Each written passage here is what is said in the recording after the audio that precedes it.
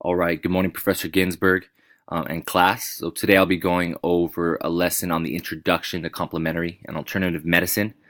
Just because of the 3-minute time frame, I will kind of bounce around to the key areas that I feel I want to talk about within my lesson plan.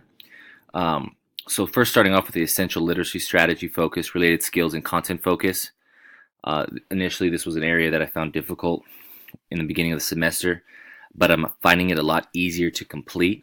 So my essential literacy strategy focuses students will be able to interpret and summarize complementary and alternative medicine therapies through the use of informational research, demonstrating understanding of medicine and its various categories. Some of the related skills would be computer and research skills, interpersonal relationship building, and then oral presentation. And then my content focus is students will identify and analyze the various types of complementary and alternative medicine. Here listed are the standards. Moving on to instructional learning objectives. So a lot of these terms that I have here, such as discuss, differentiate, compare, and contrast, are terms that are listed in the EdCPA Physical Education Handbook. So I use those a lot throughout the lesson plan. So the first is students will be able to discuss and differentiate among the 5 categories of complementary and alternative medicine therapies. And then students will be able to compare and contrast complementary medicine and alternative medicine. So in regards to my assessments, they're both informal. One being me kind of circulating the room, observing and checking for understanding by asking questions regarding the topic.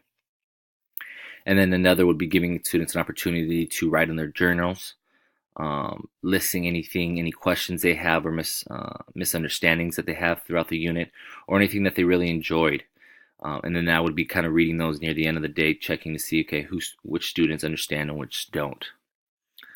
Moving on to the language function, here are some more terms that I got from the EdCPA Physical Education. Analyze, summarize, and compare and evaluate. So students will be able to analyze and summarize the 5 categories of complementary and alternative medicine. Students will be able to compare and evaluate complementary medicine and alternative medicine. Some of the additional language demands I've listed, so academic vocabulary would be therapy, biological, manipulative, punitive energy, so things like that, Western medicine, conventional medicine. And then the discourse would be pair, share, group discussion, and then class discussion.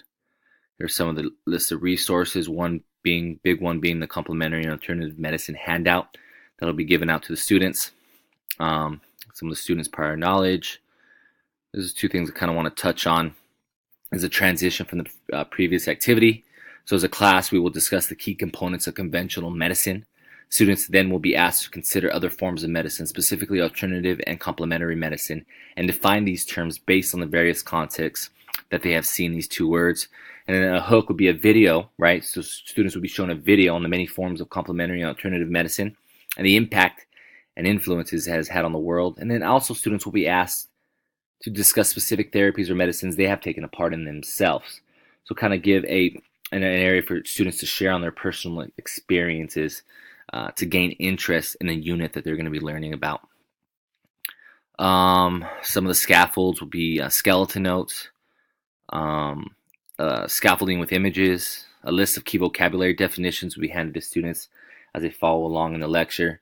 And then specific students will be partnered with other students that can provide a strong English model.